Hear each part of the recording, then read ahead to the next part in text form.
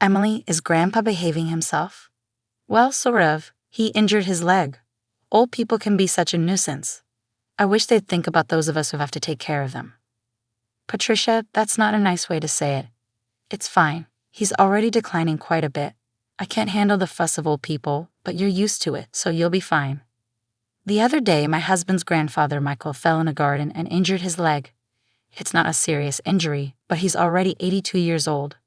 Because of his age, we're having him rest in bed just to be safe so it doesn't get worse. My mother-in-law won't even go near him, let alone take care of him. I'm Emily, 30 years old.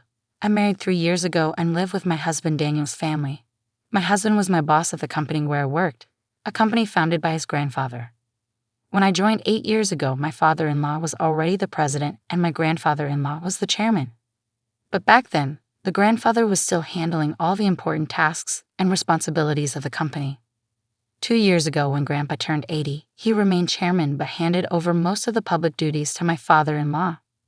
Michael, you've worked hard all this time. Now, leave the company matters to Christopher and take it easy, my mother-in-law said with a smile, but her words sounded sarcastic to me. Grandfather-in-law is a bit stubborn but a fair and kind person with a good reputation. In contrast, my father-in-law seems somewhat immature, never expressing his opinions clearly and utterly unreliable compared to Grandpa. And he always does whatever my mother-in-law says.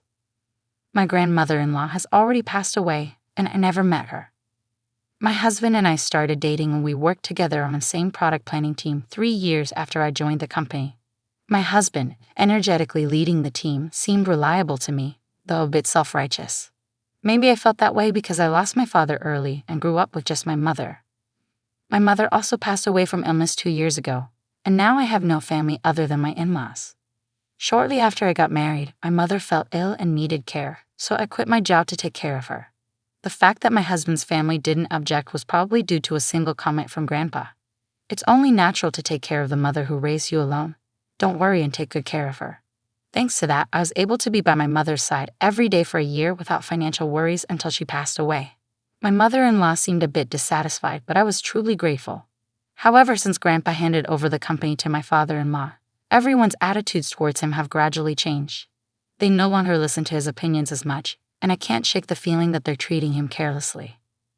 At first, I thought it was just my imagination, but watching my mother-in-law and husband's behavior, I can't help but feel that way. My father-in-law's attitude is non-committal, but it feels like he's ignoring Grandpa as if he's no longer needed since he's practically retired. Watching my in-laws' behavior, I feel somewhat angry.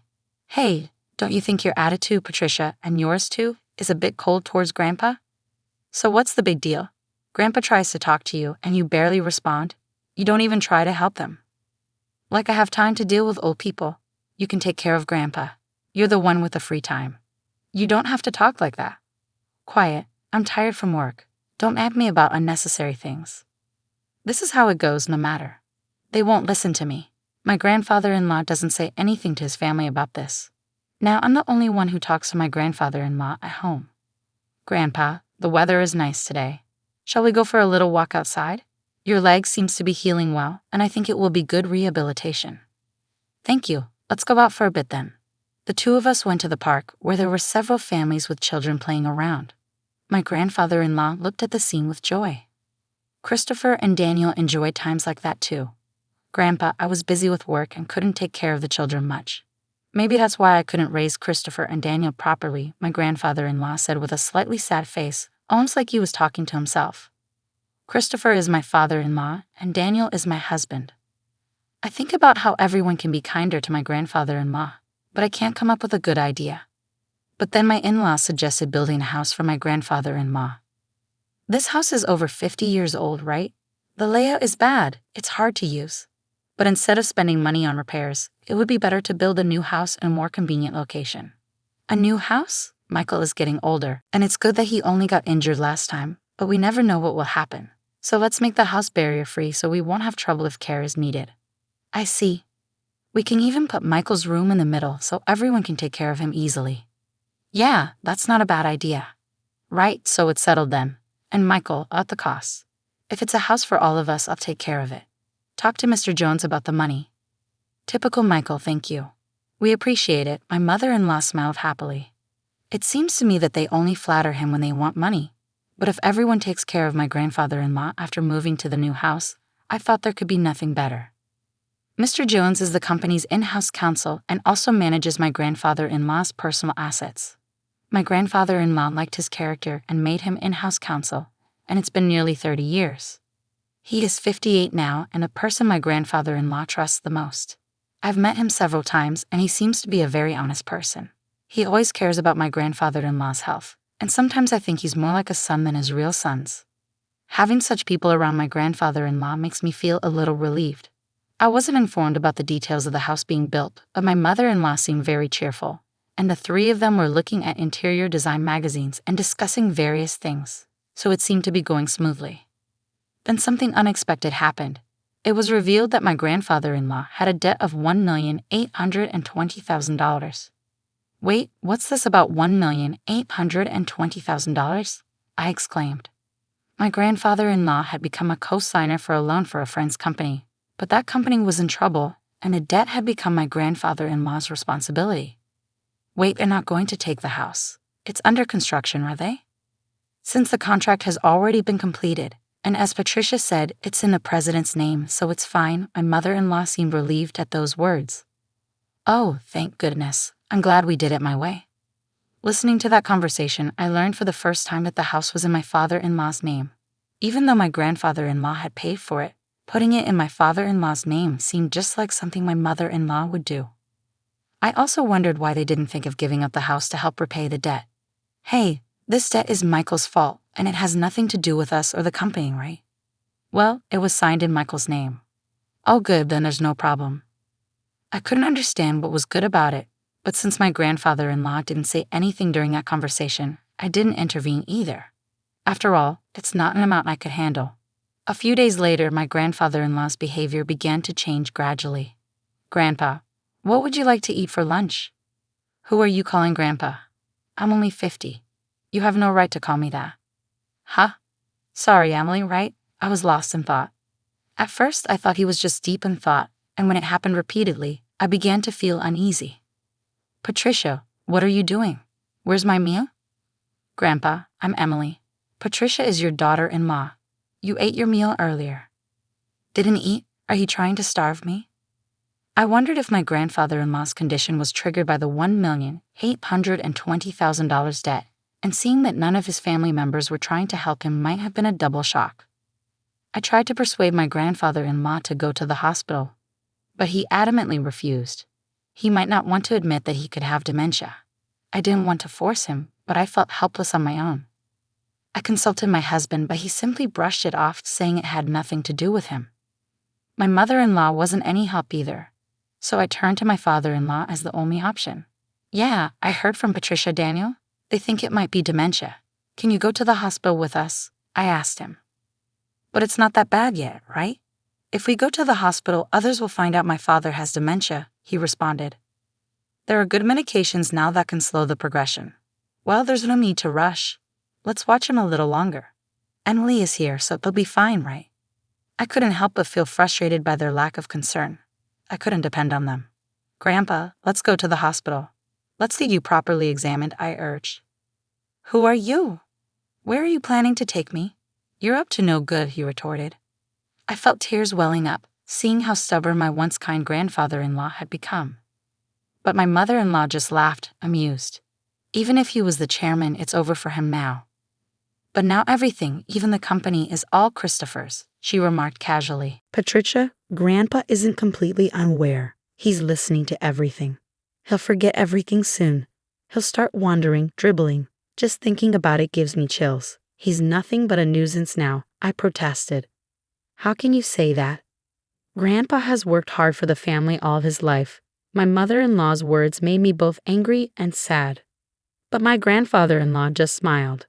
See, this old man doesn't understand anything, she added, laughing. Patricia, I was furious at my mother-in-law's callousness. But soon the new house would be ready. Perhaps things might change once we move there.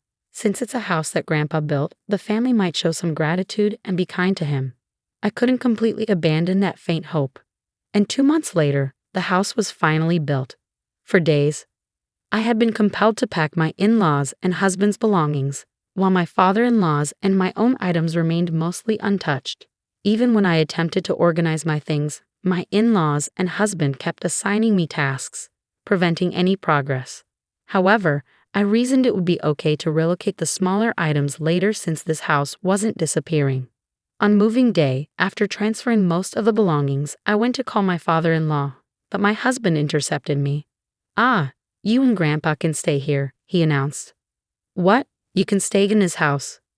We don't need any extra baggage in the new house. In other words, you and Grandpa will live here from now on, and I'll give you Grandpa's debt too." "Well, you can at least be a housekeeper."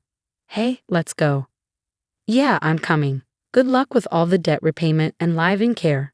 My in-laws cheerfully departed, leaving me stunned.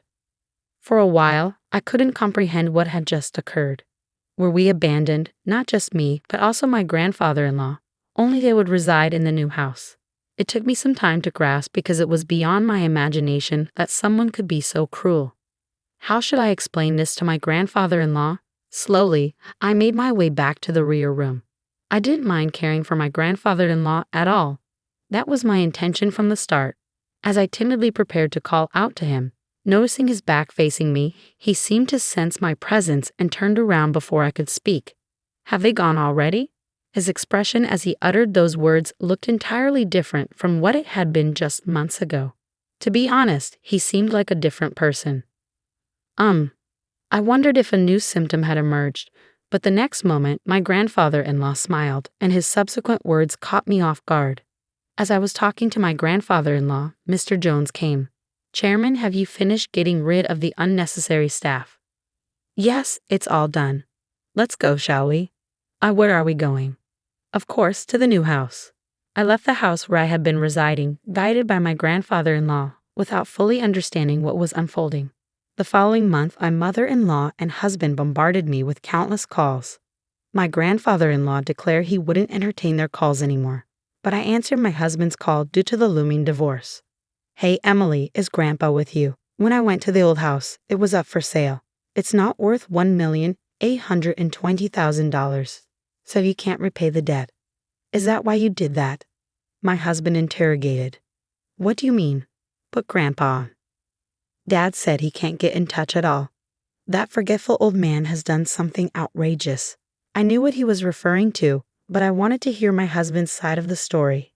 Grandpa sold the company's stocks to the executive director. Thanks to that, the executive director became the largest shareholder, and a shareholders' meeting and board meeting were held, resulting in Dad being dismissed as president. But the executive director is well liked, and maybe Grandpa thought it was better to hand over the company to him. The executive director must have deceived the senile old man into selling the stocks. This is invalid. You seem to be misunderstanding something, but Grandpa doesn't have dementia. If anything, he seems more coherent than before. What? Until that moving day, I genuinely believed that my grandfather-in-law had dementia. It appears that my grandfather-in-law harbored suspicions from the moment my mother-in-law mentioned building a house to live with him, so he devised a plan. He feigned dementia to observe how my in-laws and husband would react. As anticipated, they revealed their true colors one after another. In the end, they left my grandfather-in-law and me behind. I struggled to contain my laughter because everything unfolded exactly as I had expected. My grandfather-in-law then said, I found myself surprised, relieved, and slightly conflicted. To deceive the enemy, you must first deceive your allies, my grandfather-in-law chuckled. It seemed he had been receiving regular updates on the company from the executive director and Mr. Jones. With my grandfather-in-law gone, my father-in-law and husband acted as they pleased, self-righteous, and completely ignoring the opinions of the employees, often entertaining at the company's expense. Eventually, my grandfather-in-law handed over the company to my father-in-law, but he harbored concerns about the future, leading him to take decisive action. In the end, he decided he couldn't entrust it to his son and left it to the executive director. I explained. What about the $1,820,000 debt? My husband inquired. That's gone now, I replied. Indeed, my grandfather-in-law had been a guarantor for a friend's dad, but he had personal assets exceeding that amount. However, I deliberately omitted this information to avoid my mother-in-law and husband targeting those assets. The friend was the son of a benefactor who had helped my father-in-law when he was young. Moreover, the countryside land owned by the son was going to be developed into a resort, allowing him to sell it at a high price. I explained further. "You're kidding," my husband exclaimed. "More importantly, are you guys okay?" I asked, concerned. "We're not okay. Both my father and I were denounced by the company. What should we do now?" My husband lamented. "Well, there's also the mortgage on the house," I revealed. "What? What do you mean, the mortgage on the house?" My husband was taken aback. "Haven't you realized it yet? The house money should have all been paid by Grandpa," I clarified. Christopher signed without checking everything. "It shows he really didn't have the qualities of a president," I added. "You're kidding," my husband sighed. "As a consequence, my parents-in-law lost the house they had built because they couldn't pay the mortgage. Now they reside in an old apartment over 50 years old, struggling to repay the unpaid loan. Despite their alternating attempts to contact me, suggesting we all live together, it was impossible now. My grandfather-in-law retired from his chairman position and bought an old house in the countryside. Emily, you can go and live wherever you like freely. You don't have to worry about living expenses," my grandfather-in-law assured me. But I chose to be with him. "If I'm not in the way, please let me be with you," I expressed, tears welling up in my eyes. My grandfather-in-law's eyes welled up too.